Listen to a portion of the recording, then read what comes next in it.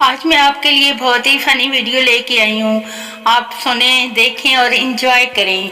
Thank you. Pappu अपने दोस्त से, यार तुम्हें याद है वो लड़की जो हमारी क्लास में खूब पिटाई किया करती थी? दोस्त, हाँ याद है पप्पू, वो मेरे साथ शादी करके भी नहीं बदली।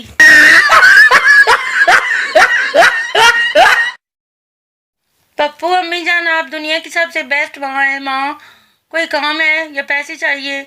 पप्पू, और माशाल्लाह आप बहुत जहीन भी हैं।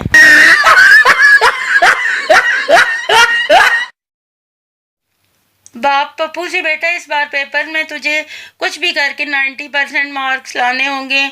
पप्पू, नहीं अब्बू, इस बार मैं 100% लाऊंगा। बाप, क्यों मजाक कर रहा है? पप्पू, शुरू किसने किया था?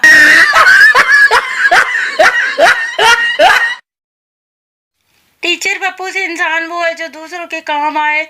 पप्पू, लेकिन पेपरों के वक्त ना तो आप खुद इंसान बनती हैं और ना दूसरों को इंसान बनने देती हैं।